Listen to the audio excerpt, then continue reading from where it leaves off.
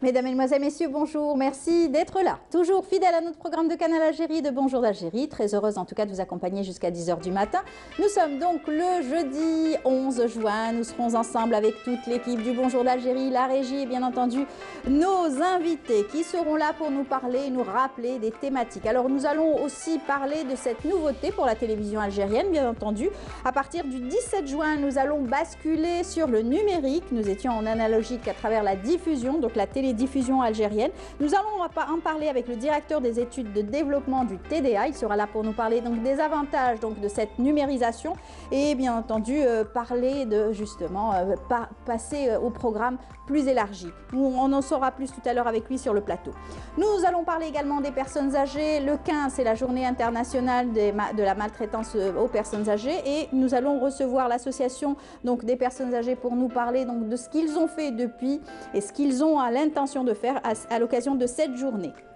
Les nouveautés en matière artistique, nous allons recevoir bien sûr le représentant du groupe Zahir, c'est Hakim Ladjel qui sera parmi nous pour nous parler donc de ce clip, un clip qui est donc assez nouveau. On aura quelques photos donc du tournage du clip au niveau de la Casbah, surtout un extrait musical, plein donc de nouveautés. Puis on aura peut-être une surprise avec la venue d'un des membres du groupe, de l'ancien groupe Jazzma. Inch'Allah, il sera parmi nous pour nous parler un petit peu de son expérience, de son activité hors donc musicale et surtout, pourquoi pas, nous parler donc de sa musique parce qu'il est passionné de musique. Il le restera tout le temps.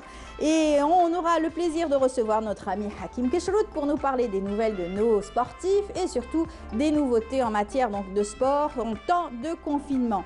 J'espère que vous allez passer un très bon moment en notre compagnie et ce jusqu'à 10 h du matin. Et puis bien entendu, on va tour à tour vous annoncer bien sûr des reportages. Et bien entendu, on va commencer tout de suite avec un reportage sur la biodiversité. Rahim Abdelaziz, on se retrouve juste après. Menacés par le package intensif, les massifs forestiers de Temsguida et ceux des Babors sont aussi fragilisés par le phénomène du réchauffement climatique. Le réchauffement climatique, c'est un problème mondial. C'est un problème mondial et ce réchauffement a un impact sur la dégradation des écosystèmes. Par exemple, dans notre région, on constate qu'il y a une régression du couvert végétal. Dans certaines zones de l'Algérie, il y a des zones qui étaient avant humides. Actuellement, on les trouve, c'est des régions arides, elles deviennent arides. Dans la région de Jijel, pour cette conservation, l'effet du réchauffement climatique, il n'est pas vraiment constaté dans la réalité, mais la dégradation elle est remarquée dans certains écosystèmes. Par exemple, beaucoup plus, c'est l'impact des activités humaines qui est en train d'accélérer cette érosion de la biodiversité. Comment atténuer toutes ces pressions anthropiques? D'une richesse floristique encore intacte, les massifs forestiers de Temntout et Temsguida nécessitent un plan de gestion plus adéquat. Les nouvelles donnes climatiques, dont la tendance est à l'accentuation de l'effet de serre, menacent ces forêts. Il s'agit donc d'une meilleure gestion de ces sites forestiers, longtemps vulnérabilisés par l'homme.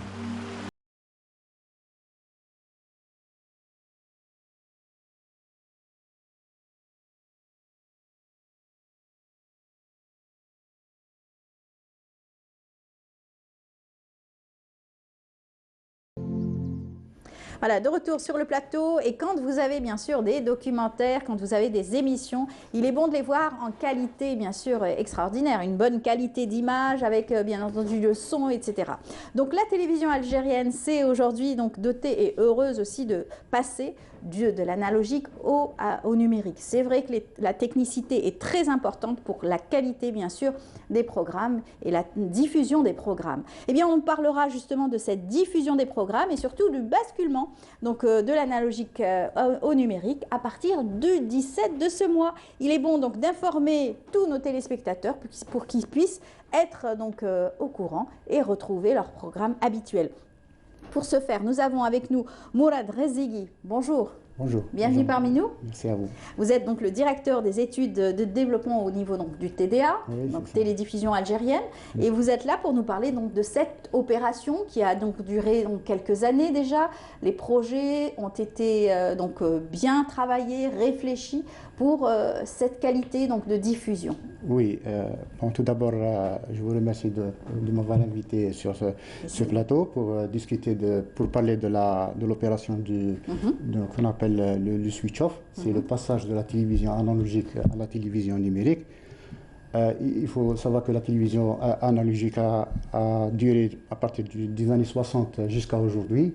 Elle arrive à terme et elle sera remplacée par la TNT, qui est la télévision numérique terrestre. Voilà. Cette opération, on l'appelle l'opération du switch-off. Le switch-off est la mise à l'arrêt des émetteurs qui sont installés au sol d'une manière progressive.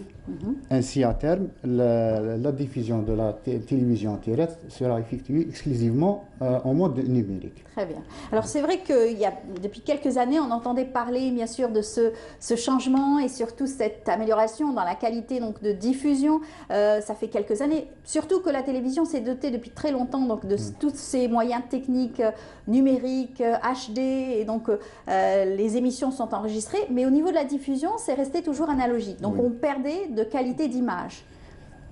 Il faut dire que, c'est-à-dire que la numérisation de la télévision a commencé, c'est-à-dire à partir pratiquement des années 90, début des années 2000, avec par exemple la diffusion en mode sur satellite, elle était déjà numérique.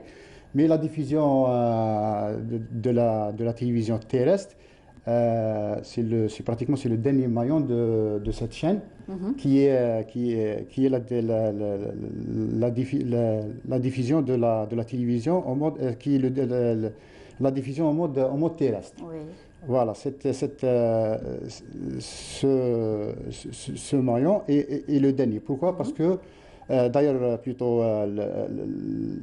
le déploiement de la TNT ou bien la télévision numérique en Algérie a commencé, comme vous l'avez dit, depuis 2010, avec une première phase que nous avons déployée dans les 3 grands centres, au centre au niveau de Chria, dans les montagnes de Blida, et à Constantine et à Sidi Bel Abbas.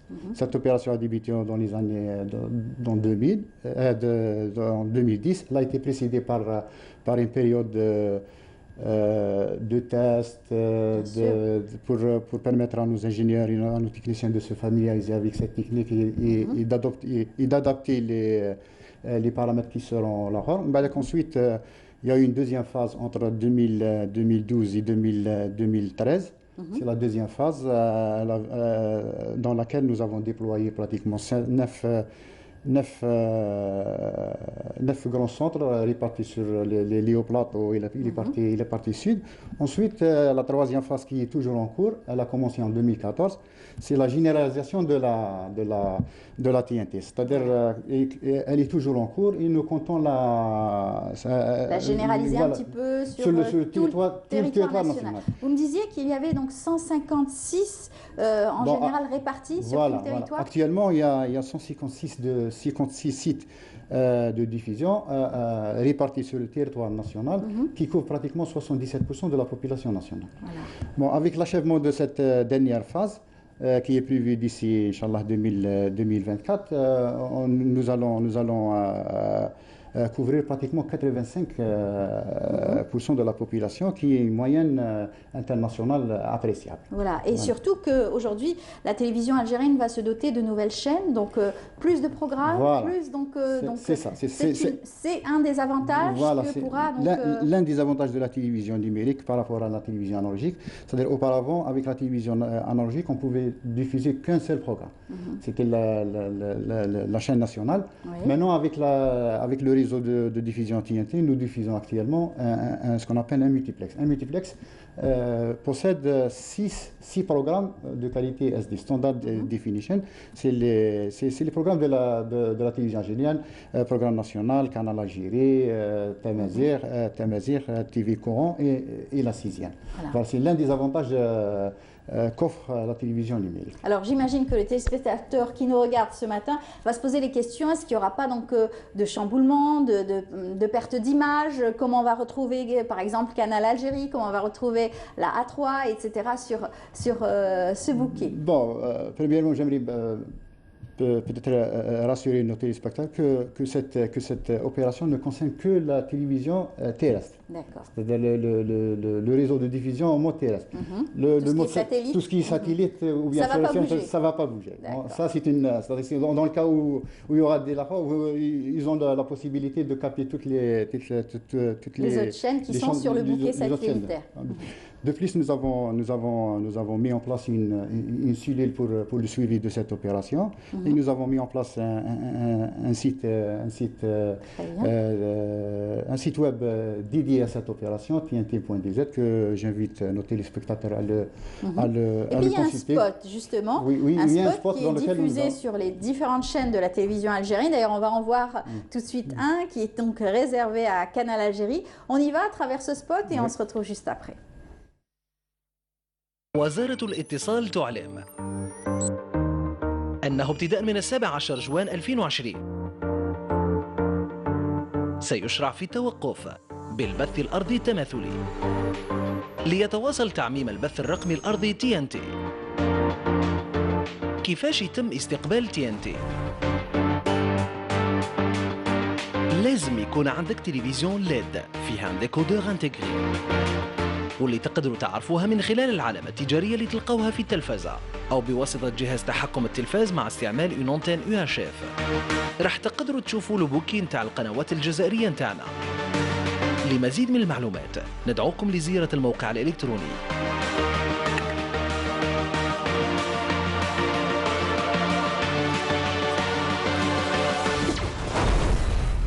tnt.tda.dz. Donc c'est donc un spot qui passe sur les différentes chaînes pour informer le téléspectateur, pour qu'il puisse suivre. Et comme vous le disiez, il y a donc un site web où on peut aussi se renseigner dans le cas où il y aurait éventuellement une coupure, peut-être que ça ne sera pas capté dans certaines localités. Oui, nous avons mis en place un site web dans lequel c'est le tnt.tda.dz, dans lequel il y a essentiellement 3 rubriques. Il y a une première rubrique qui parle de la TNT, il parle des avantages qu'offre la TNT par rapport à la télévision numérique. Il y a une rubrique qui s'appelle carte de couverture, dans laquelle on trouve, c'est-à-dire si vous habitez à un endroit, est-ce que vous êtes couvert par la télévision numérique ou pas. C'est à partir de là, c'est une carte géographique de Google Maps.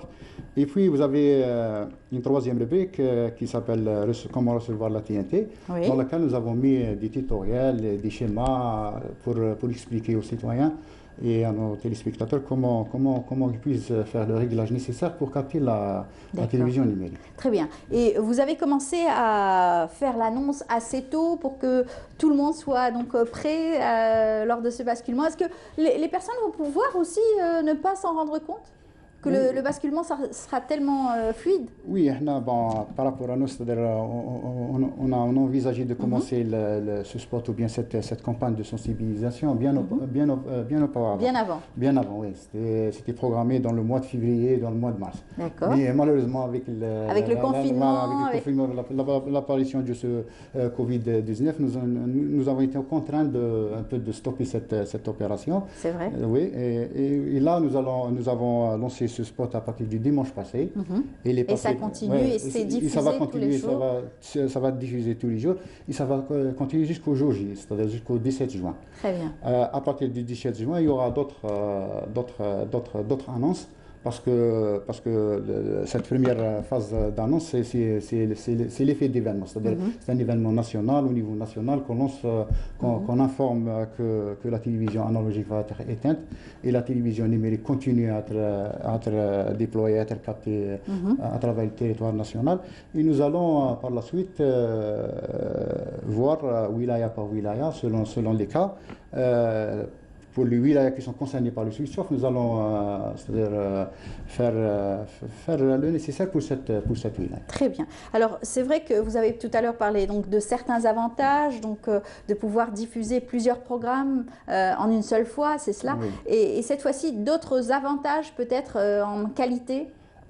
Par rapport aux avantages de la TNT par rapport à l'analogique, vous avez par exemple une meilleure qualité d'image, c'est-à-dire l'image, ils sont d'une meilleure qualité que l'analogique. Il n'y a plus de ce grain, lorsqu'il y a un passage d'avion, il y a un passage de la pluie, là, il n'y aura pas cette dégradation parce que le signal il est plus robuste. Vous avez aussi la possibilité d'intégrer des services ajoutés, tels que, par exemple, cette bande qui apparaît sur l'écran en bas. Vous avez, par exemple, annoncé la météo, par exemple, des informations sur des vols dans l'aéroport, les horaires de prière, etc. Vous avez plus donc de choix, de valeur ajoutée et pour le téléspectateur. Alors c'est vrai que on passe donc d'une génération à une autre génération, donc avec une technicité, avec un savoir-faire, avec donc les techniciens et les ingénieurs donc de la TDA. C'est cela? Qui ont travaillé depuis longtemps sur cette opération. Comme je l'avais expliqué tout à l'heure, le déploiement réel a commencé en 2010.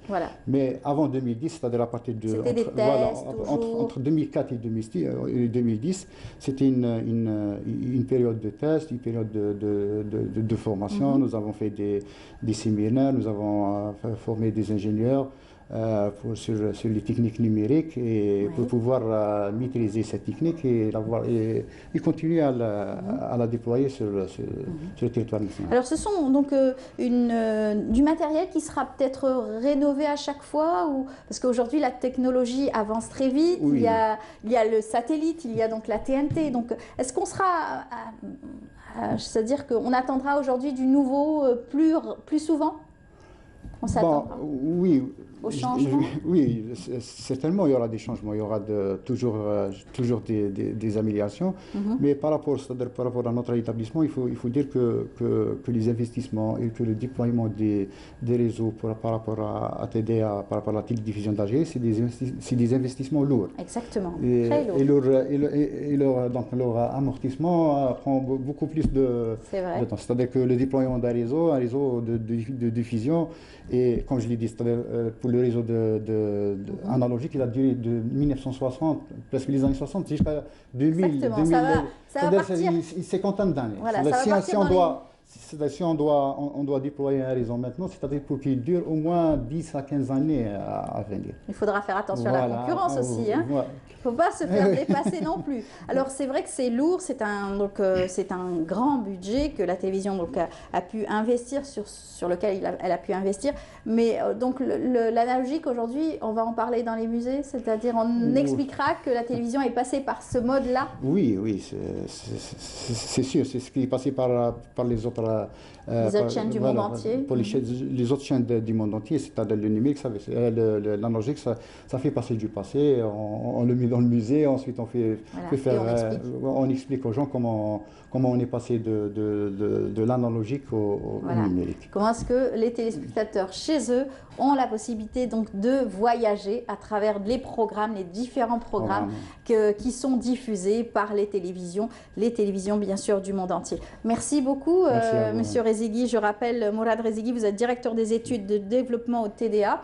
Merci d'être venu nous parler et nous expliquer ce que c'est que justement ce basculement donc de l'analogique vers le numérique et la TNT au niveau donc des programmes de la télévision algérienne. Merci beaucoup. Merci à vous aussi. Voilà. Bon courage. Merci. On reste ensemble. Cette fois-ci, je vous invite à suivre ce reportage signé Nassima Imloul qui s'est intéressée donc au port de masque du côté de la région donc de Béchar.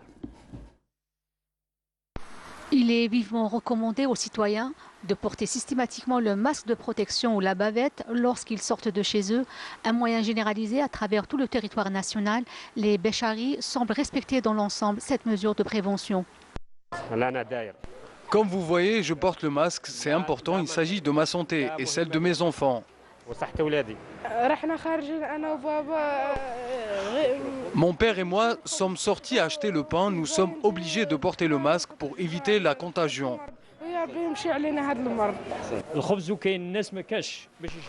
Certains peuvent se permettre de se protéger, d'autres n'ont même pas les moyens d'acheter le pain. Il est toutefois difficile de faire respecter les mesures de prévention. La négligence des consignes sanitaires observées chez certains, notamment le port du masque, est justifiée par la cherté de ce dernier qui n'est pas à la portée de tous. Moi, je porte le masque que je viens juste de jeter. Et là, je me protège avec mon écharpe. Moi, je l'achète à 100 dinars dans la pharmacie. Par contre, les bavettes à 40 dinars, on n'en a pas vu. Sortir sans masque relève d'un acte illégal. Tout contrevenant se verra exposé à une amende allant de 10 000 à 20 000 dinars. À cet effet, le prix du masque sera contrôlé et fixé à 40 dinars. L'importance de cette obligation constitue l'action la plus efficace et nécessaire pour juguler cette pandémie. Voilà, il est important bien sûr de porter son masque et d'être protégé, protéger aussi les siens, faire très attention. Nous allons parler donc des personnes âgées, les personnes donc de 3e âge. Avec nous, l'association des personnes âgées, on a eu l'occasion de les recevoir plusieurs fois dans notre émission et on est soucieux, on s'inquiète pour ces personnes âgées, tout comme eux. Ça fait une 30aine d'années déjà qu'ils travaillent pour le bien-être de ces personnes âgées. Et bien pour les présenter, Monsieur Hassan Houchati, Houchati, oui, c'est cela.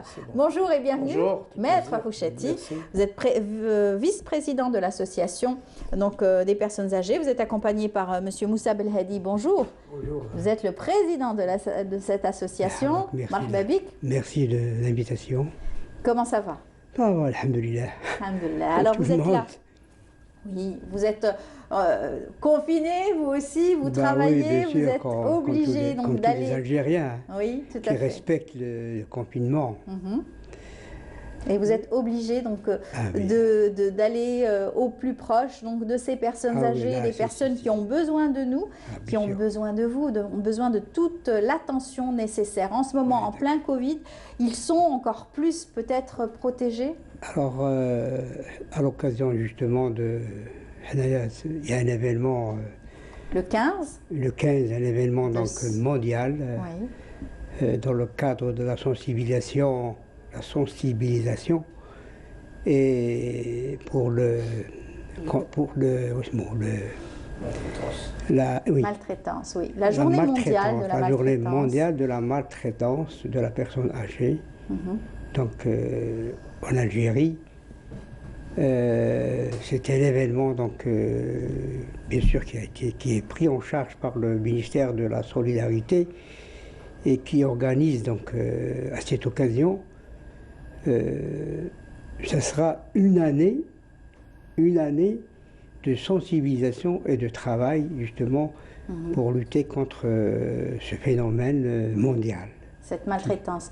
On a vu qu'avec bien sûr cette pandémie, bon nombre donc, de ces personnes âgées ont perdu la vie, malheureusement, ont été aussi, on va dire, peut-être mal pris en charge. Non, justement en Algérie, c'est non, on ne parle une pas de l'Algérie, exception. on parle à l'étranger. À l'étranger, oui, bon, il y a eu des événements bien sûr extraordinaires. Nous avons vu certains une hécatombe, pays, vraiment. Une hécatombe abandonnée complètement.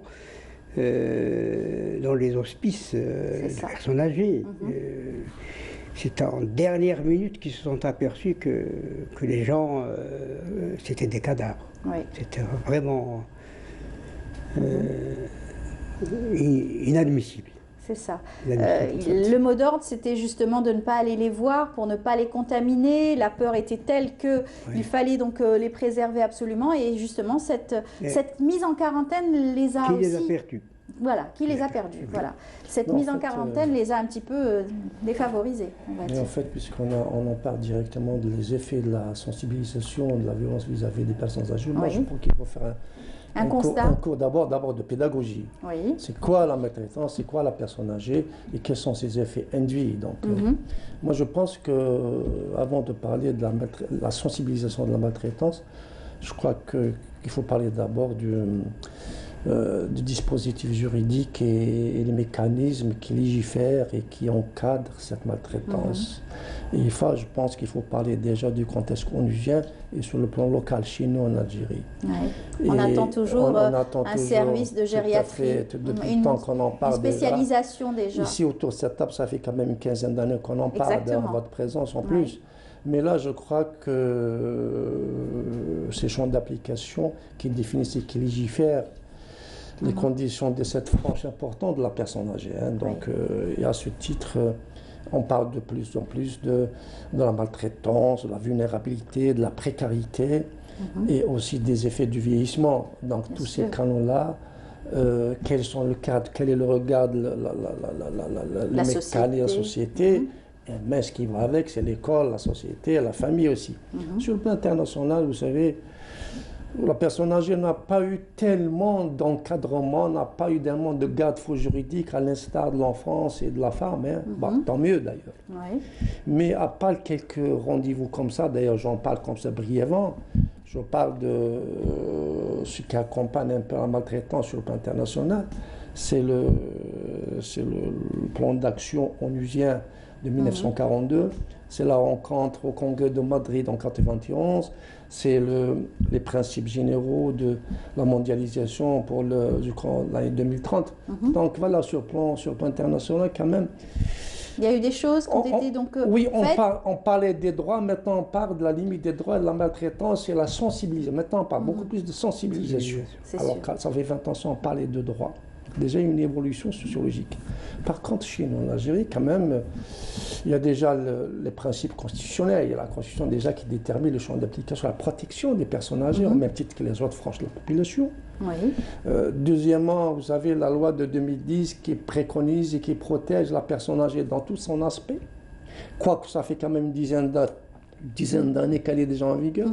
Malheureusement, déjà, tous les décrets subséquents peut-être qu'ils n'ont pas été appliqués jusqu'à ce jour et qui sont au nombre de 11.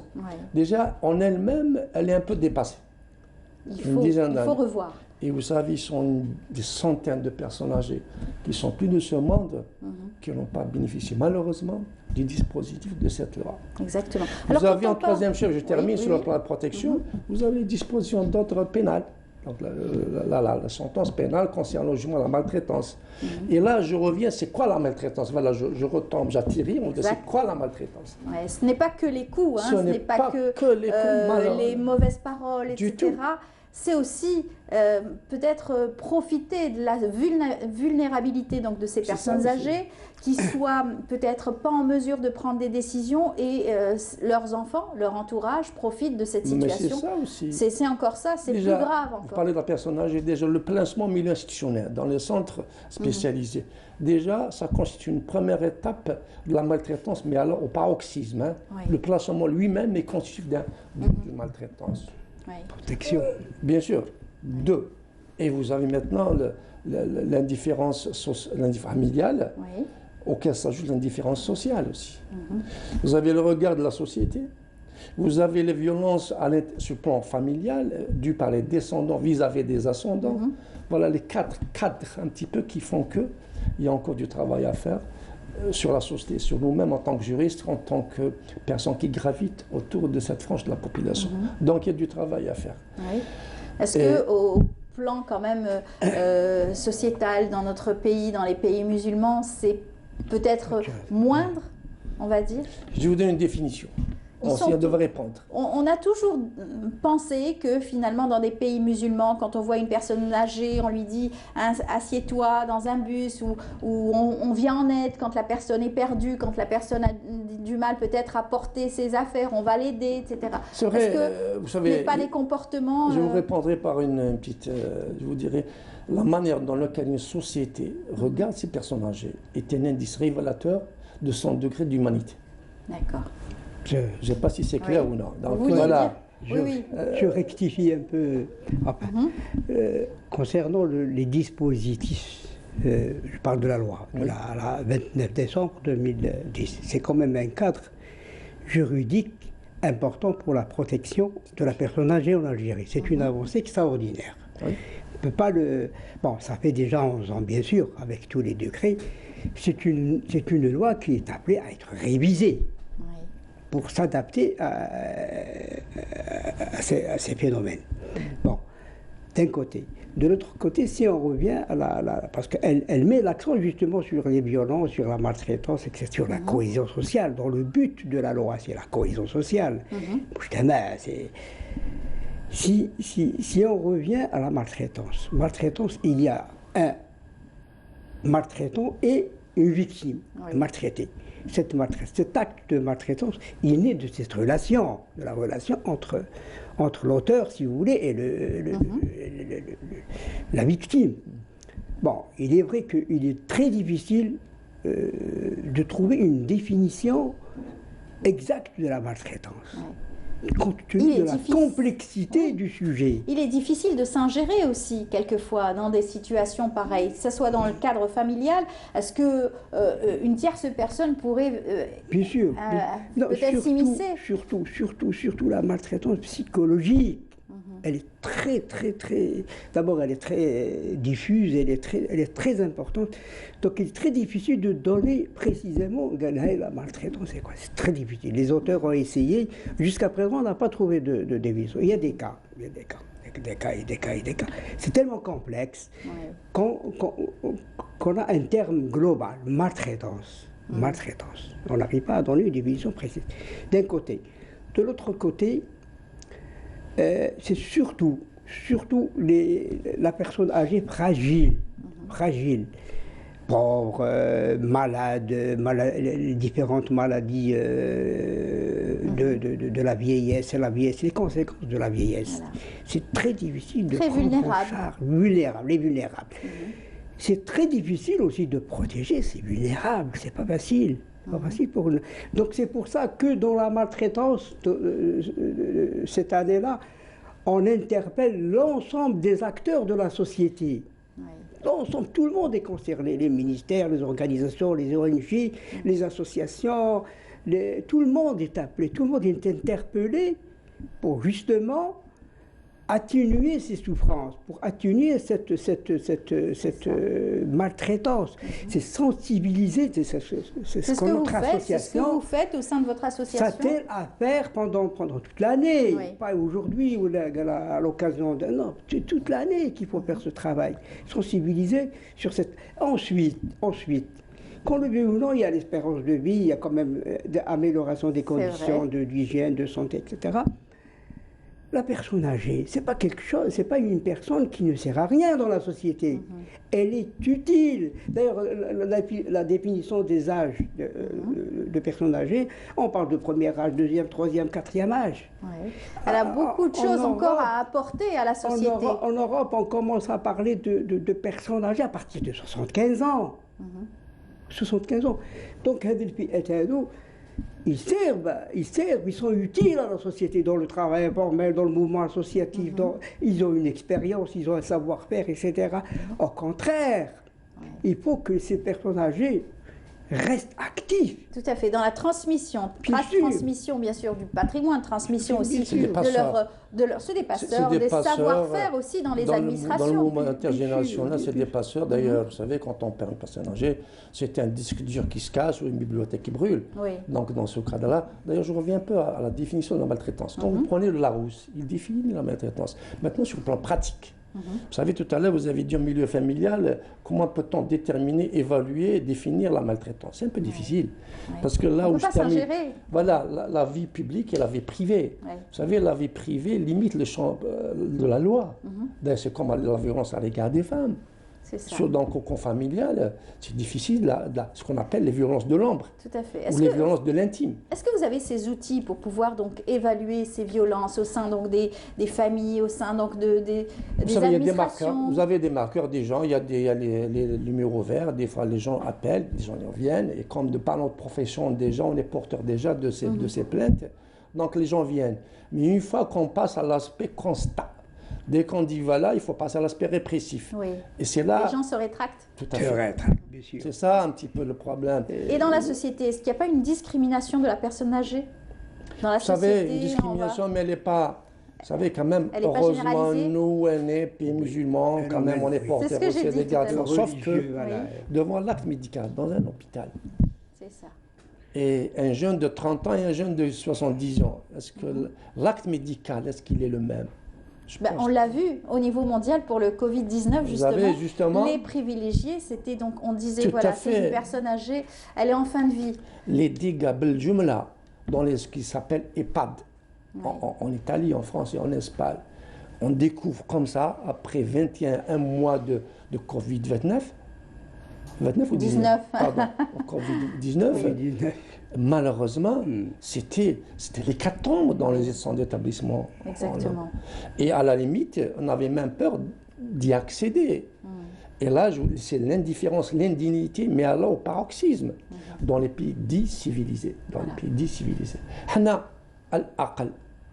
On n'a pas eu ces dégâts, plus ou moins. La lecture, elle n'est pas la même. Les dégâts ne sont pas les mêmes, heureusement d'ailleurs. Au contraire, les personnes, donc, les foyers ont fait attention. Ils ont donc préservé leurs parents. Ils ne sont pas allés les voir. Ils les ont, donc, ils faisaient des courses. Ils essayaient de les protéger au maximum.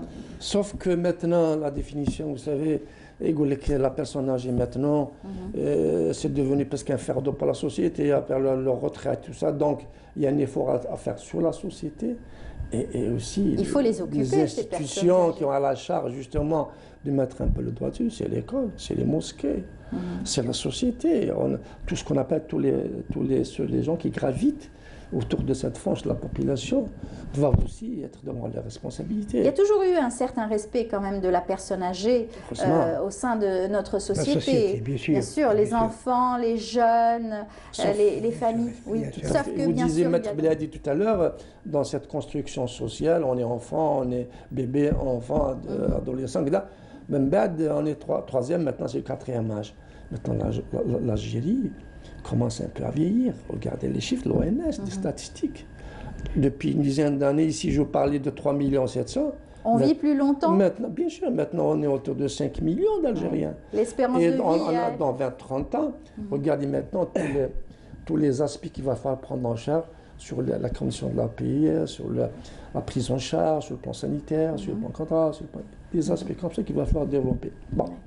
Maintenant, déjà, le fait d'en parler aujourd'hui, quand on en parle, parce que ça fait 20 ans, le fait maintenant, déjà, c'est conçu maintenant, ça compte des débats dans les programmes économiques, dans les programmes sociaux. Tout à fait. Aujourd'hui, la personne âgée, qui était donc une personne indépendante et qui était donc qui pouvait se mouvoir facilement, aujourd'hui est une personne vulnérable parce que son assurance sociale est aussi à pointer du doigt, la retraite aussi. Donc c'est une personne aussi vulnérable. Oui, bien sûr. Moi, j'ajouterais dans le cadre justement de la sensibilisation.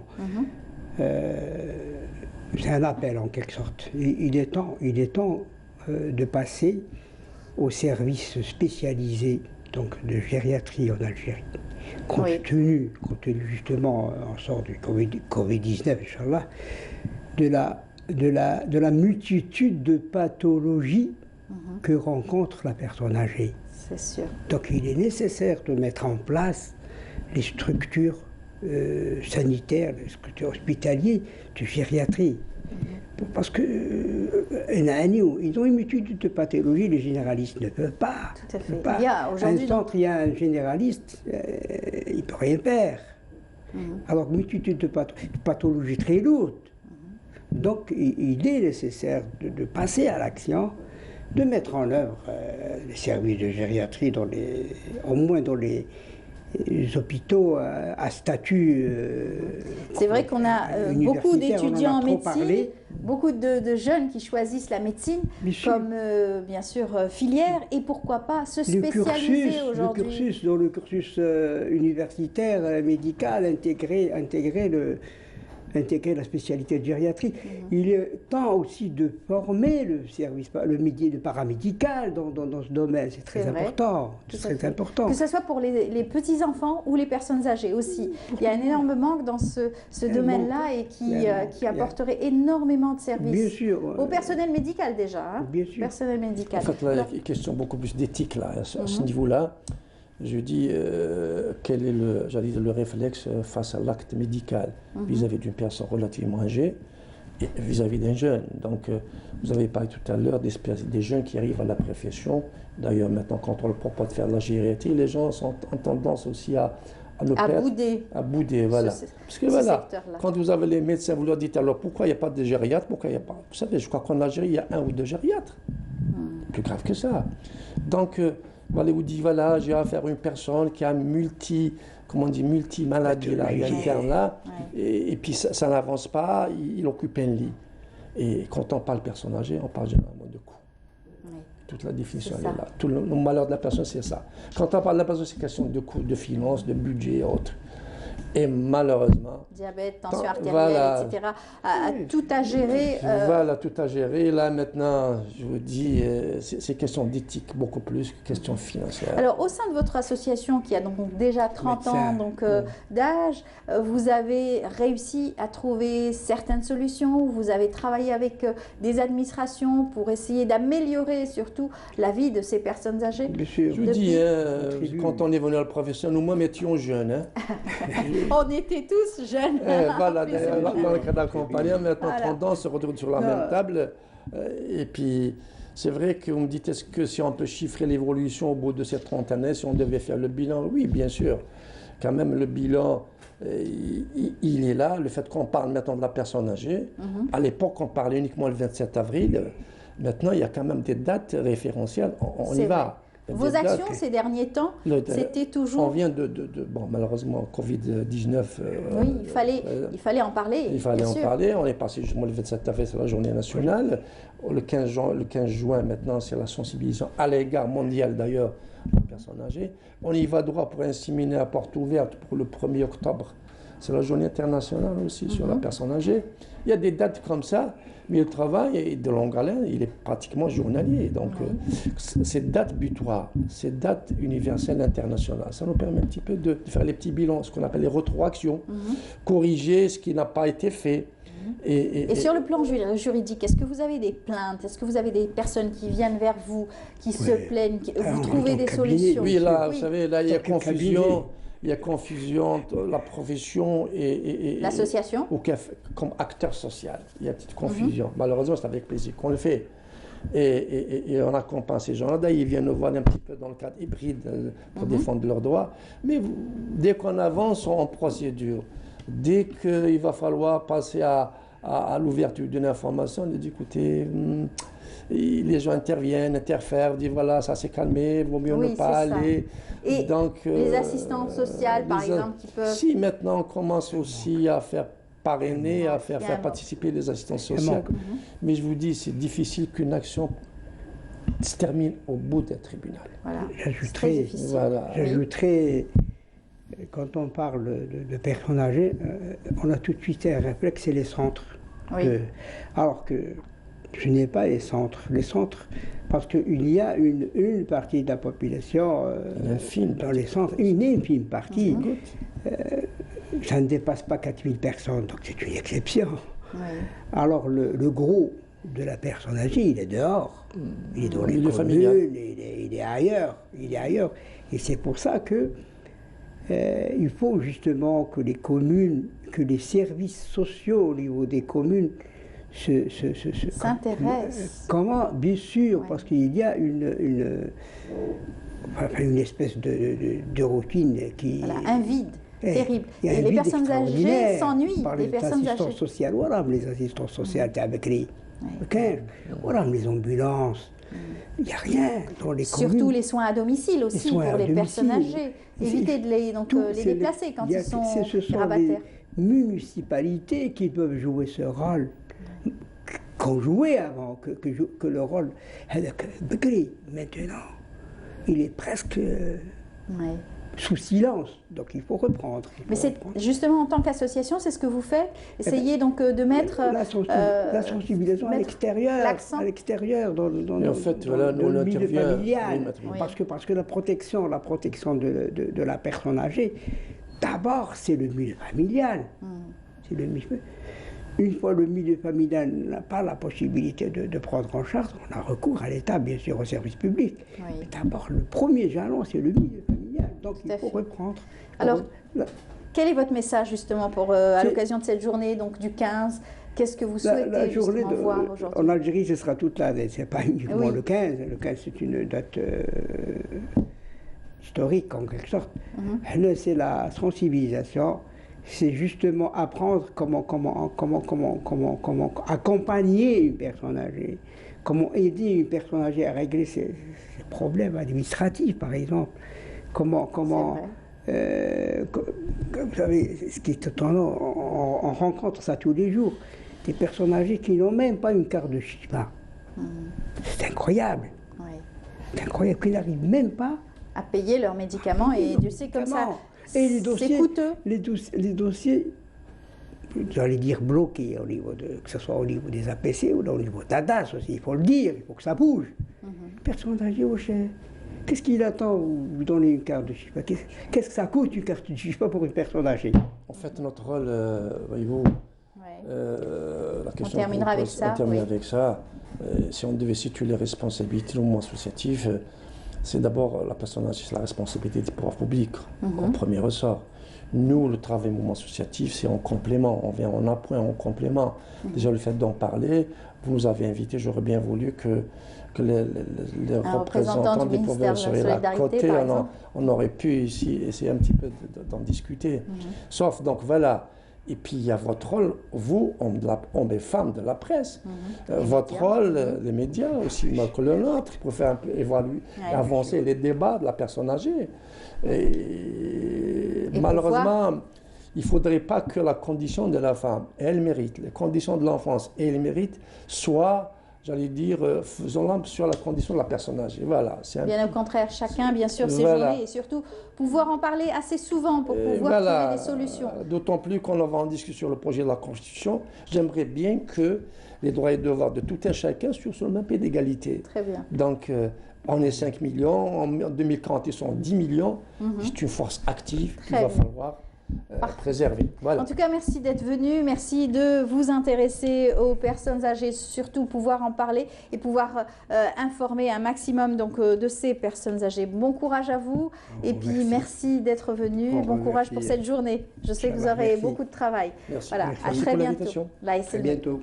On continue notre émission. Je vous invite tout de suite à apprécier ces rythmes. On va les retrouver dans un tout petit moment. Un des membres du groupe Dzer, c'est donc la chanson du groupe Dzer, Sbart Sbart. On se retrouve juste après.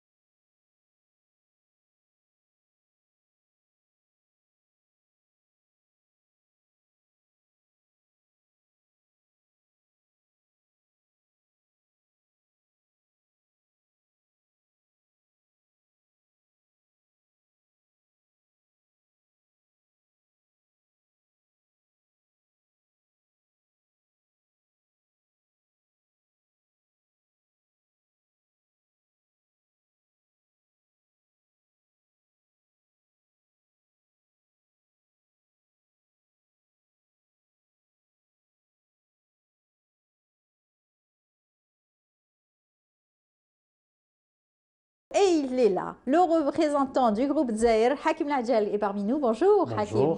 Bienvenue. Merci à vous. Très contente de vous recevoir comme à chaque fois. Ah, toujours. Le sourire, l'énergie, la bonne humeur. Obligé. Obligé.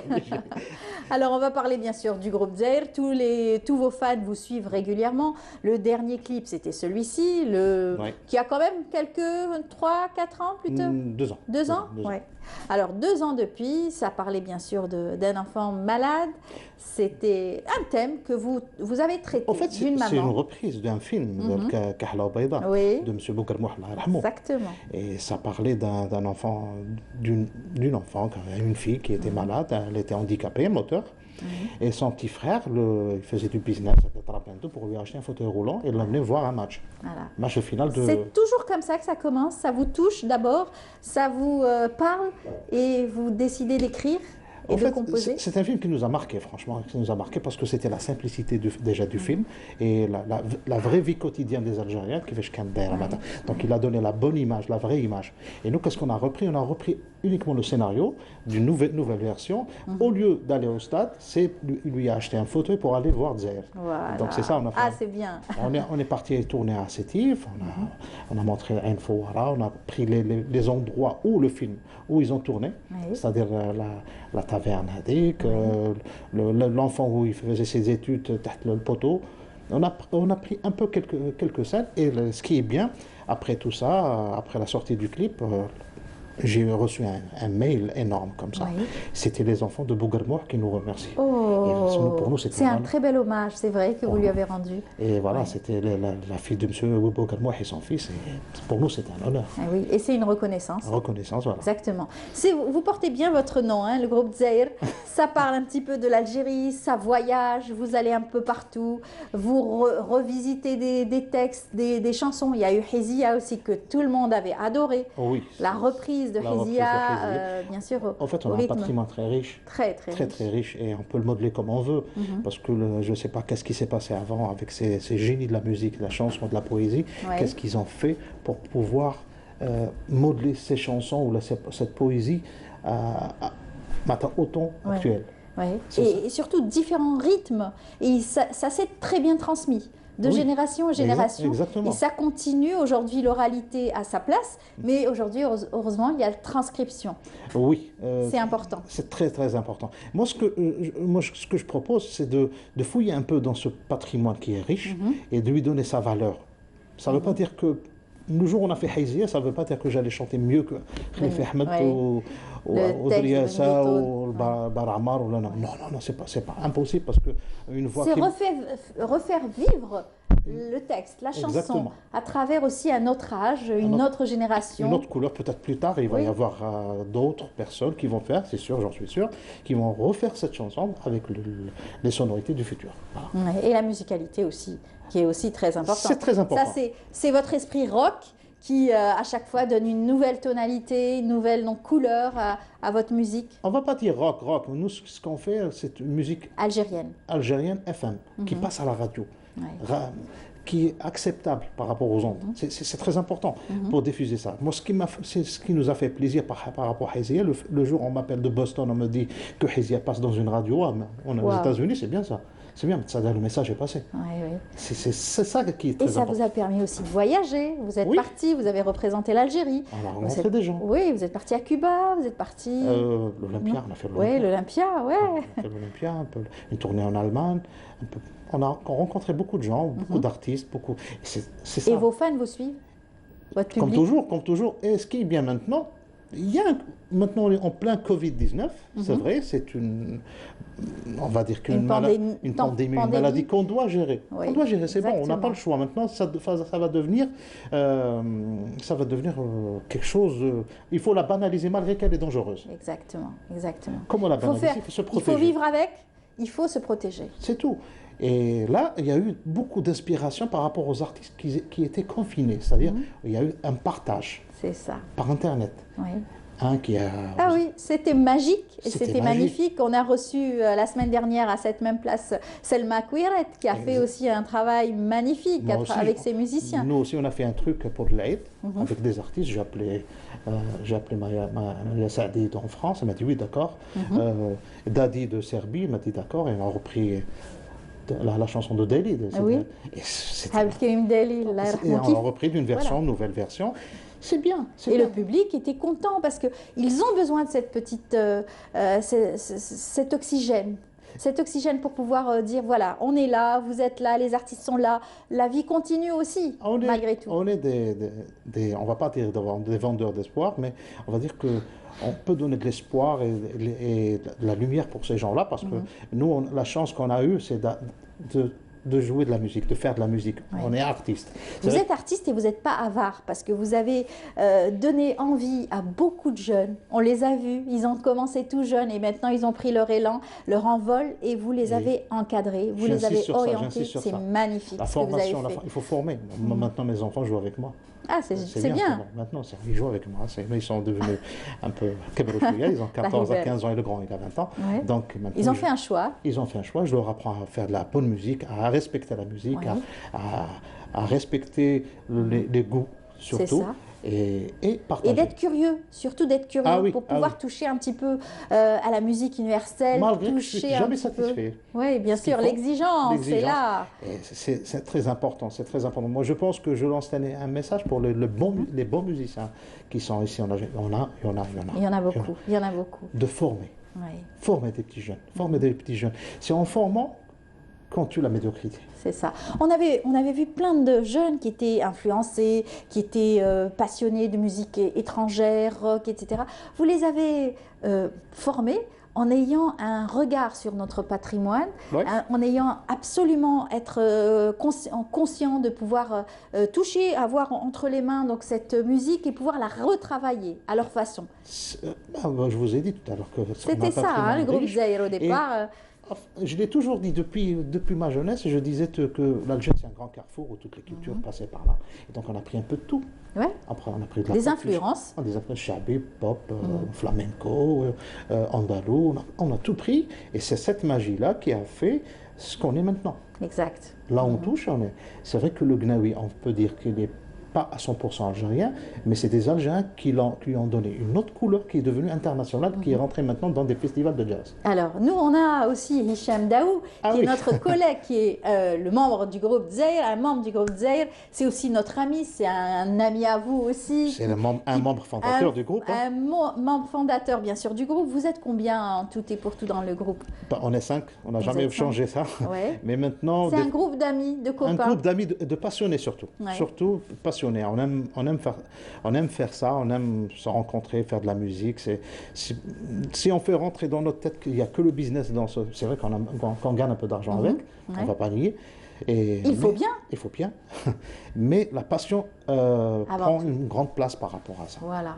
Et c'est des beaux voyages que vous faites à travers votre musique et vous faites écouter un petit peu partout vos fans, vous allez, vous voyagez. D'ailleurs, Hicham, à travers son émission, quand il nous fait visiter l'Algérie, il voyage partout, il ramène sa caméra, il nous fait voyager à travers des images magnifiques, des lieux magnifiques. Il est passionné. Et lui, il profite de son métier, autre métier de musicien pour pouvoir aussi caler la musique qui pourrait aller avec chaque paysage, chaque lieu qui nous fait visiter. C'est un peu Hicham qui nous a un peu donné l'occasion de toucher et revisiter Haizia. Et c'est lui qui nous a donné l'occasion de toucher un peu les deux chansons qu'on a publiées sur YouTube. C'est les deux chansons de Ahlil. Que nous, on a revisité un peu avec Barka Foulani. Et c'est à partir de là qu'on a commencé à toucher un peu plus le patrimoine que... Alors là, il y a une nouvelle chanson qui va sortir. C'est pour ça que vous êtes là. Il y a un clip qui est en plein tournage. Vous étiez en plein tournage.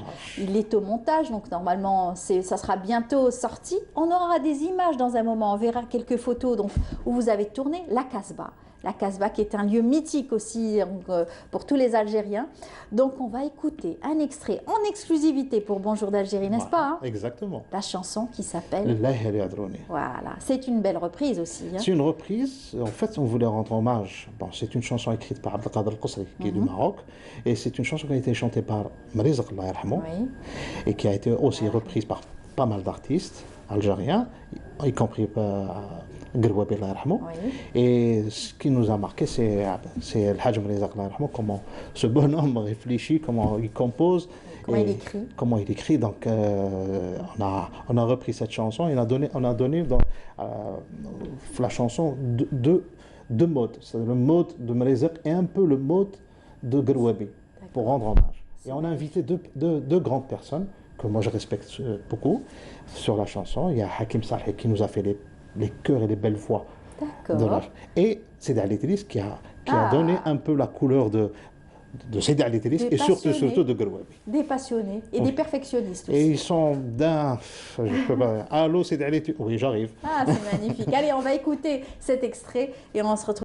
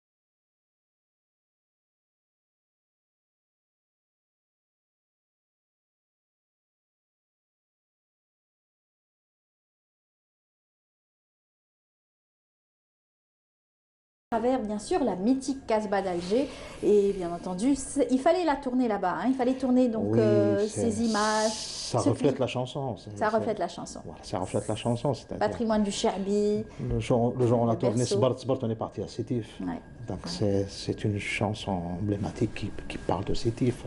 Et surtout, vous n'allez pas oublier ce tournage parce que c'était dans des conditions assez particulières. Très difficile. Donc les bavettes, il fallait aussi... changement de scénario aussi. Ouais, changement de scénario, il fallait aussi vous protéger. Protéger, éviter plus de monde, c'est-à-dire c'était important d'écrire le scénario par rapport à ce qui se passe maintenant. Mais ça n'empêche pas d'arrêter. Bien sûr. Il faut qu'on travaille, il faut qu'on fait de la musique. Comment on va gagner notre vie? C'est vrai que ça a été très difficile pour tous les artistes. Mais il ne faut pas s'arrêter. Il y a des artistes qui font de la musique et qui font de l'art sous les bandes. Oui, exactement. Donc, là, j'imagine que beaucoup ont pu travailler. Les artistes peintres aussi ont pu aussi profiter de ce confinement pour pouvoir travailler. On va solutionner, c'est sûr que... Les artisans aussi, vous les avez rencontrés d'ailleurs. Bien sûr. Ils fredonnaient tous, vous me disiez. Oui, qui ne connaît pas cette chanson? Qui ne connaît pas cette chanson? Donc c'est une belle... On va dire une belle chanson d'amour que les anciens chantaient et c'est ça. Donc dès qu'on lance un peu le morceau, oui, bien sûr, ça fredonne. Et là, j'imagine que cet été, cette chanson va bien circuler à travers les ondes de la radio, des radios à la télévision, avec bien sûr une fois que le clip sera fini, on pourra aussi le diffuser chez nous à Bonjour bien sûr, il est en plein montage, donc Inch'Allah. Et voilà. Voilà. Moi, c'est mon coup de cœur, c'est ma chanson coup de cœur de l'album. C'est la nôtre aussi. Et il y a eu plusieurs versions pour tomber sur cette version. D'ailleurs, avec l'aide de petits jeunes qui nous ont aidés au studio. C'est bien, nous on adore faire le mélange. Collaborer, avoir les idées. Et ces deux petits génies, c'est Cherif Laoubi et Yanis Djama, c'est deux petits jeunes. Yanis Djama aussi, voilà. Ça fait longtemps qu'il... Il est là, il donne des idées, donc on ne ferme pas les parenthèses. On veut le partage. Une chanson qui a été... C'est vrai qu'on existe depuis plus de 20 ans, mais maintenant, s'il y a quelque chose de nouveau, une nouvelle sonorité, des jeunes qui ont une autre vision, marpa.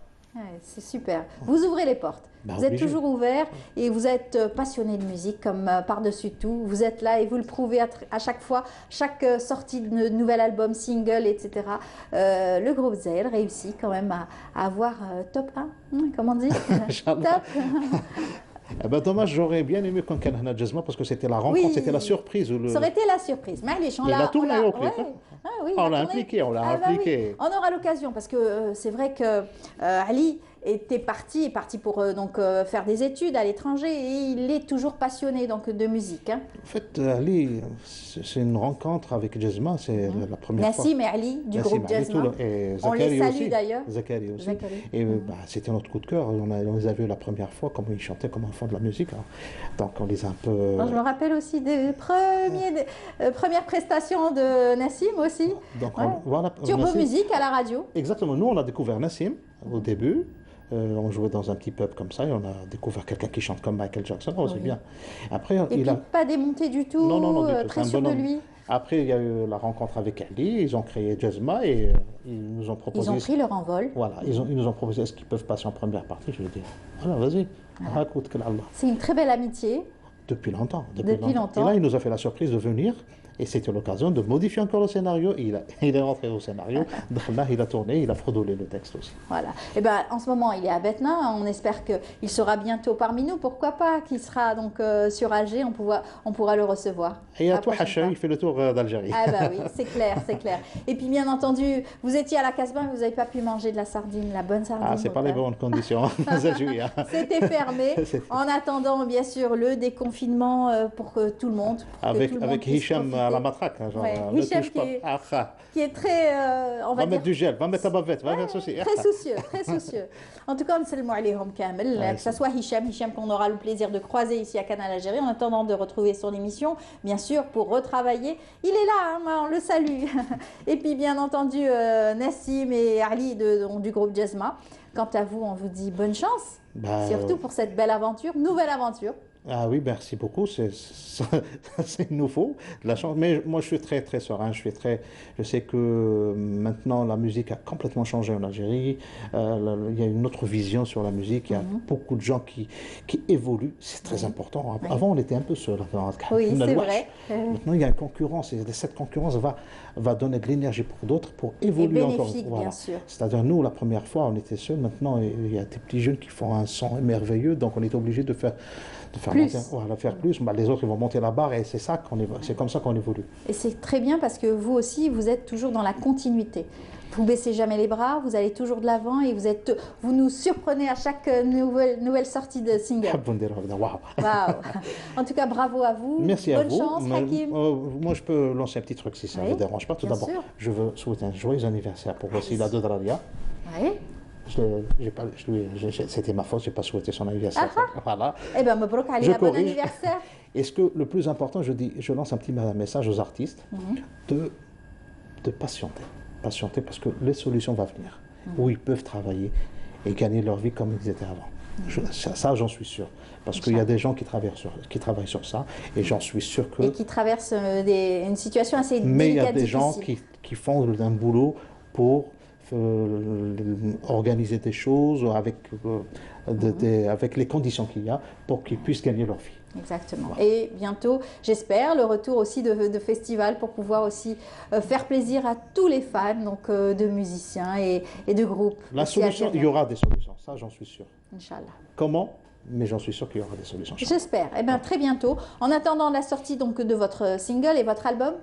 L'album, c'est juste après. Peut-être on rajoute un autre clip.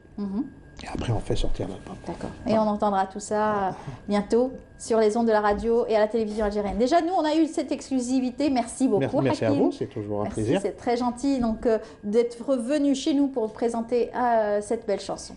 Voilà. Merci, au revoir. À très bientôt. Encore une fois, à la sortie du clip, je serai là, Inch'Allah. Inch'Allah, ok. Rendez-vous pris. Voilà, eh bien, on va rester dans le domaine donc, musical avec ce reportage. On s'intéresse beaucoup à surtout l'histoire de la Zarnadjia. Pourquoi pas aussi voir aujourd'hui ce que font les jeunes. Eh bien, avec ce reportage signé Siham Knouch qui a rencontré pour nous la troupe de Boudka. Et on se retrouve juste après.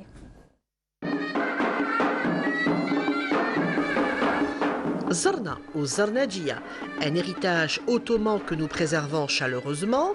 De nombreuses troupes perpétuent la tradition qui un jour était en fait une musique militaire janissaire qui devait accompagner le Dey dans ses différents déplacements. Quelques rythmes nous le rappellent.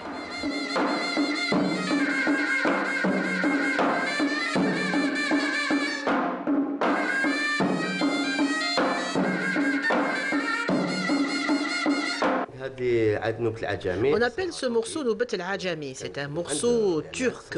Il était militaire. Et ce morceau a été interprété d'une façon excellente par le fameux Boualem Titish.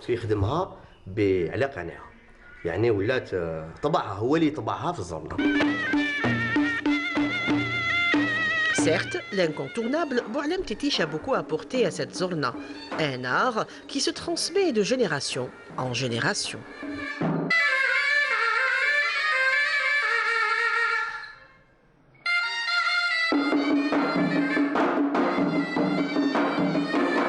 Les cadences et les rythmes de la zorna diffèrent un petit peu de la nouba classique andalouse. La zorna, c'est un autre contexte. Là, on sort un peu du thème de la nouba. Donc, la nouba, dans le contexte de la zorna, ça veut dire que c'est une succession de pratiques musicales. La cadence se joue entre deux sons bien distincts. Le tambour avec de la peau de chèvre et puis le tambourin qui est en peau de chameau, le tchougel qui est le marteau et qui donne les basses, et le tchbil, l'aiguille qui donne les médiums. Le tambourin, quant à lui, s'occupe du contretemps avec le tambour. Et puis la zourna ou la raïta, un morceau de bois qui amplifie le son soufflé dans un tout petit roseau. Rappelons que le mot zourna vient de deux mots persans, zour, fête, et ney, l'instrument connu. Ambiance de fête assurée.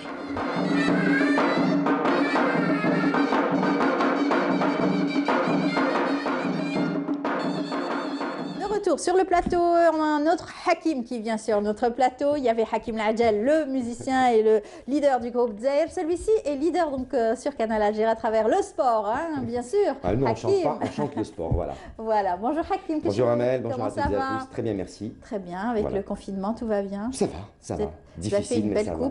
Merci. Le coiffeur est passé. Il était temps. Il était temps de se dégarnir un petit peu la cabessa, comme diraient les Espagnols. Voilà, alors on va parler donc des nouveautés et surtout des nouvelles de nos athlètes. Bien entendu, on va en donner quelques-unes des nouvelles. Mais on s'intéresse aussi à la reprise ou non du championnat d'Algérie de football.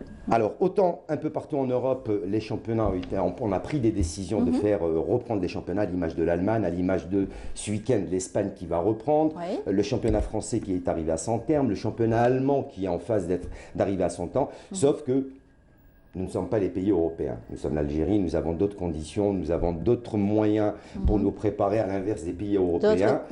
D'autres conditions. Considération, on va dire. Considération, voilà. Pour l'instant, niet.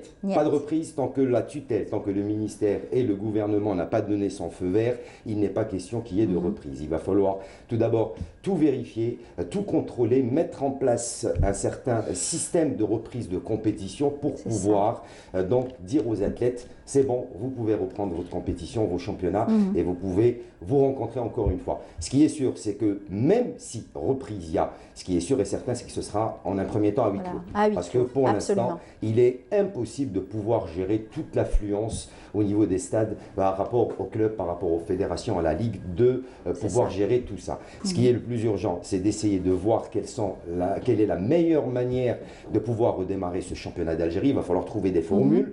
Dans quelles conditions. C'est très difficile parce qu'en fait, compte mois de juin, ça y est, la saison pratiquement est terminée. Voilà, tout le monde en parle. C'est-à-dire que même si on doit reprendre, alors ce qui est l'exigence des clubs, c'est d'avoir minimum entre 5 à 6 semaines de préparation.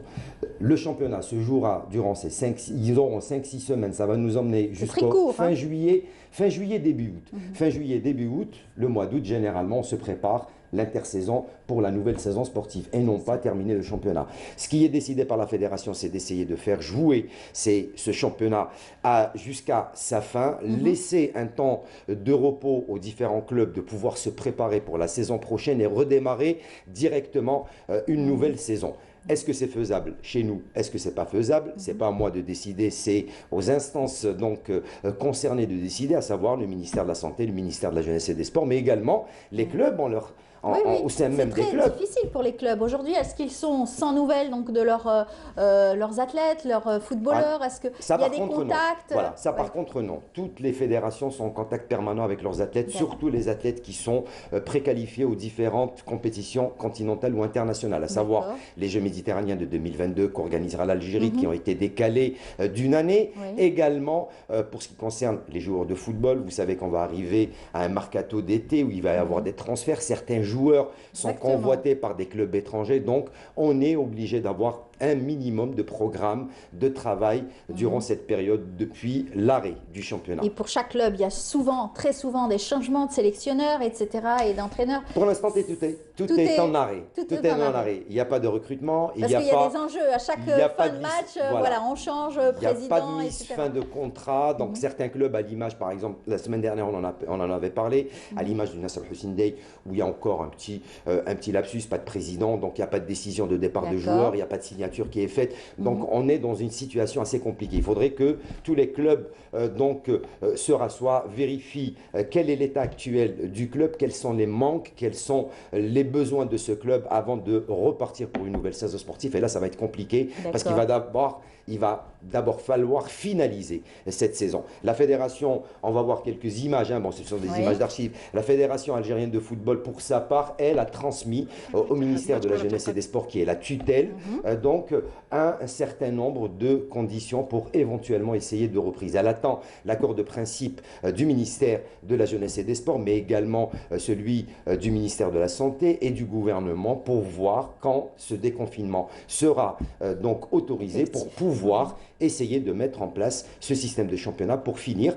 Parce qu'il reste quand même 8 journées. Il y a certains clubs qui sont capables de prendre cette première place au Shabab Riadi de Bélouizdad. Certains disent pourquoi pas donner le titre aux champions qui étaient champions depuis le début de saison. Ils étaient en tête. Donc, je dirais mérité d'un côté, mais il reste quand même 8 journées. Il y a 27 points encore à prendre.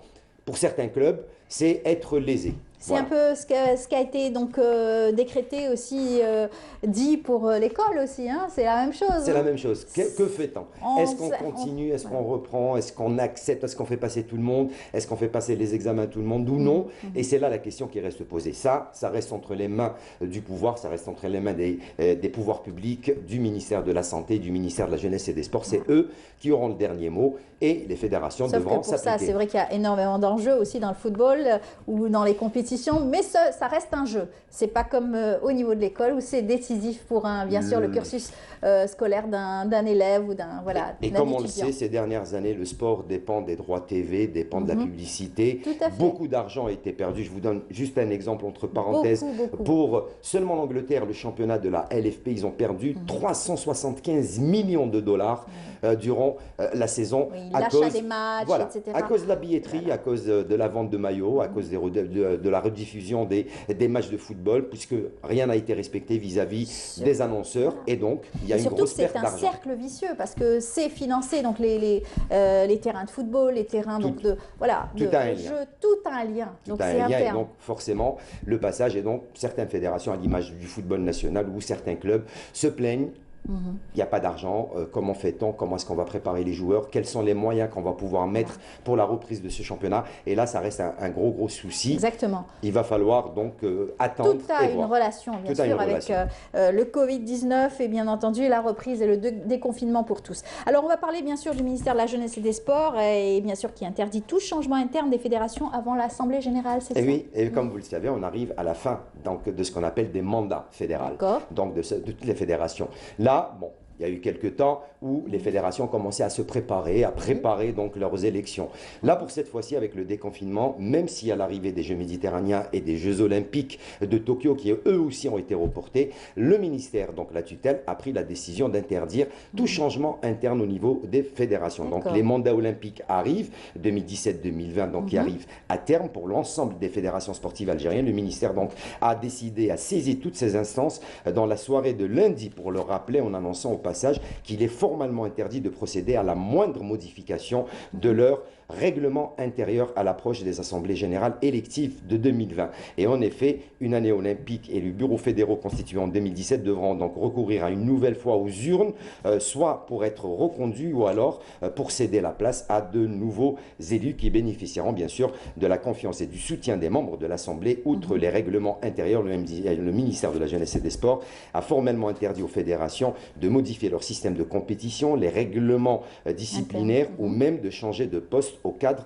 technique activant en leur sein. Donc ça, c'est pour qu'il n'y ait pas de soucis par la suite. Donc, ils préfèrent pour l'instant temporiser avant cette reprise totale du sport national avec la réouverture des salles, avec la reprise des différents championnats pour pouvoir donc procéder à ces réunions des bureaux. Très bien. Voilà. Eh bien, en attendant, nos athlètes font quoi? Ils sont là, ils se préparent pour certains, ils avancent, est-ce qu'ils s'entraînent ou pas? Aux dernières nouvelles. Comment entretenir justement cette rigueur? Vous savez, un athlète qui est prêt à aller de l'avant, qui a un objectif dans sa tête, même s'il n'y a pas de salle, même s'il n'a pas d'entraîneur, même s'il n'a pas de moyens, il tente en son proprement vis-à-vis de son entourage de continuer à se préparer à s'entraîner, même difficilement. Les athlètes, c'est ce qu'ils sont en train de faire actuellement. Il n'y a pas de salle, il n'y a pas de stade. C'est difficile quand il n'y a pas de date butoir, hein, de pouvoir. Il n'y a pas de date butoir, on est là, on s'entraîne, on se prépare, mais bon, on ne sait pas quand est-ce qu'on va reprendre. Des fois, on s'entraîne tellement qu'on arrive à ce qu'on appelle au summum de sa préparation, et puis il n'y a pas de compétition, il va falloir redescendre crescendo. Et là, c'est difficile de reprendre. Ça peut être un avantage, hein, justement, avoir ça plus de temps. Ça peut être un avantage comme un inconvénient. Comme un inconvénient. C'est un couteau à double tranchant. Ouais. Si on doit se préparer pour un certain événement sportif, il faut arriver au top de sa forme pour le jour J. On peut le dépasser et là, on va passer complètement à côté de sa compétition. Exactement. Donc, tout dépend de cette préparation. Certains sports individuels ont un programme individuel particulier. Pour ce qui concerne les sports co, là, c'est plus compliqué parce qu'il y a ce qu'on appelle la tactique de groupe à travailler, la cohésion du groupe à travailler. Et là, les coachs, les entraîneurs ont un gros problème puisqu'ils n'ont pas leur effectif à portée de main. Exactement. Ils ne pourront pas aussi s'entraîner avec un masque. Je ne sais pas. C'est faisable. On les avait vus déjà juste avant l'arrêt complet donc, des activités sport. Oui. Certains joueurs, certains clubs ont instauré donc, ces entraînements avec masque, avec certaines précautions, puisqu'on avait vu que ça ne s'est pas arrêté d'un seul coup. On a pris un temps avant de prendre la décision. Actuellement, la plupart des joueurs s'entraînent. Ils sont en train de poster sur leur page Facebook ou Twitter quelques vidéos de ce qu'ils font, des entraînements. Surtout l'équipe nationale. Il y en a certains qui donnent même des cours. Donc voilà, il y en a certains qui ont même des cours. Juste une anecdote, c'est un exemple parce que ça reste quand même parmi les athlètes qui s'entretiennent le mieux dans le monde. Cristiano Ronaldo, à qui on avait fait il y a quelques jours des tests, eh ben, ils ont trouvé que c'était incroyable l'état physique qu'il avait. C'était comme si qu'il ne s'était jamais arrêté de s'entraîner. Pour vous dire qu'il continue quand même à s'entraîner chez lui, même quand il n'y a pas de championnat. Quand on est sérieux, on est sérieux. Voilà, c'est une question d'assiduité et c'est ce que doivent faire des athlètes qui ont comme objectif aller décrocher une médaille olympique ou une médaille de Jeux méditerranéens ou un grand résultat. Voilà. Alors, on va parler aussi des Jeux méditerranéens d'Oran 2022. Est-ce qu'eux aussi ont été donc impactés? Ben oui, ils ont été impactés du moment que tout a été décalé. Les Jeux Olympiques de Tokyo ont été décalés. Mais les préparatifs restent? Les préparatifs continuent. Voilà. Ce qui concerne donc les infrastructures, tout est en bonne forme, tout se passe très très bien. Il y a eu l'installation de la nouvelle pelouse du nouveau stade d'Oran. Il y a la réception d'un nouveau stade qui va être faite ces jours-ci. 43 sites par contre ont été, eux, officiellement désignés par le comité d'organisation des Jeux méditerranéens d'Oran où se dérouleront les compétitions et les entraînements des athlètes. Certains sont encore en cours de construction, par contre d'autres ont été pratiquement réceptionnés et ils sont en cours de finalisation et donc tout devrait rentrer dans l'ordre. En plus, c'est un avantage pour la ville d'Oran qui aura encore une année pour mieux préparer cet événement continental qui est mondial, qui est les Jeux méditerranéens où il y aura énormément de pays qui seront sur Alger pour essayer de décrocher un maximum de médailles. Alors, on dit 43 sites sportifs retenus, les compétitions et les entraînements, c'est cela? Voilà, donc à Oran, 43 sites, entre autres, donc, qui ont été retenus par le comité d'organisation de la 19e édition donc, de cet événement régional à Oran. Donc, parmi ces 24 sites, 24 abriteront les compétitions officielles, alors que les autres serviront pour la préparation des athlètes. 25 pays attendus pour prendre part à cette manifestation sportive que l'Algérie abritera pour la deuxième fois de l'histoire. Donc, Sofiane Benchkouara, le membre de la commission d'organisation sportive, a déclaré que toutefois toutes les infrastructures sont déjà prêtes et qu'elles seront encore mieux préparées pour ce grand événement qu'abritera l'Algérie. En tout cas, tous vos téléspectateurs vous suivent régulièrement à travers vos émissions sportives. Vous n'avez pas arrêté vous-même. Alors, vous avez on n'a pas arrêté. Il y a eu des nouveautés. Il y a eu des nouveautés. Ça a permis aussi à bon nombre aussi de téléspectateurs de revoir aussi des images inédites, bien sûr, de nos championnats, donc de nos athlètes, des matchs aussi de football assez inédits aussi qui sont revenus. Même des petites capsules sur les anciens, donc à l'image de l'émission qui sera rediffusée tout à l'heure, Redouane Bendali, Rétro Foot, en compagnie de Mustafa Haden, qui sont revenus sur la carrière très prestigieuse de Farrahi ou Farhiya, je m'excuse donc du nom. Donc on revient là-dessus. La semaine prochaine, éventuellement, il y aura encore un autre grand joueur de l'équipe nationale algérienne sur lequel ils vont revenir. Il y a 52 chronos, donc tous les lundis en compagnie de notre rédacteur Mourtal Hamani et son consultant Nordine Henni, où ils reviennent sur l'histoire du sport national avec le musée. On revient sur certains grands matchs de basket, de handball, l'émission de Halim Maouchi le dimanche. Tout à fait. Beaucoup de nostalgie à travers bien sûr des moments forts qui ont marqué aussi le sport algérien, le sport. Et puis aussi nouvellement intitulée, c'est l'émission Sport en mémoire que j'ai le plaisir de présenter, surtout pour ce qui concerne les matchs de football, puisqu'on retrouvera également des matchs de handball, de basketball, de volleyball, les grands événements sport qu'a abrité l'Algérie. Ça passera pratiquement tous les vendredis. Le cyclisme, les grands événements sport. Et donc ce soir, un gros match de l'équipe nationale algérienne juste avant la Coupe du Monde 2014. J'en dirai pas plus, je laisserai nos téléspectateurs rester devant leur écran à partir de 23h30. Rediffusé bien sûr demain vendredi à partir de 16h30 pour ceux qui ne peuvent pas veiller. Voilà, exactement. Eh bien, merci beaucoup Hakim. C'est moi. Comme toujours, c'est un régal de parler donc de sport avec vous et de pouvoir s'informer davantage sur bien sûr les derniers sports. On est pressé de revenir. Voilà, pour revenir pour donner. Qu'est-ce que peuvent dire aussi les journalistes aussi de la presse écrite dans le domaine du sport aussi, ils n'ont pas beaucoup de choses à faire en ce moment. Il n'y a rien à dire. Merci beaucoup Hakim. Bonne chance et bon courage pour vos émissions. On ne ratera pas l'émission de ce soir, bien entendu. Voilà, on est arrivé à la fin de l'émission. Merci beaucoup de nous avoir suivis encore une fois aujourd'hui à travers bien sûr le programme qu'on a choisi pour vous. Merci à toute l'équipe, merci à la Régie 7 et surtout le studio qui nous accompagne régulièrement. Rendez-vous pris dès demain à partir de 9h du matin avec Nour Louda Bouzougaou. Quant à moi, je vous dis à la semaine prochaine. Au revoir et merci beaucoup. Au revoir.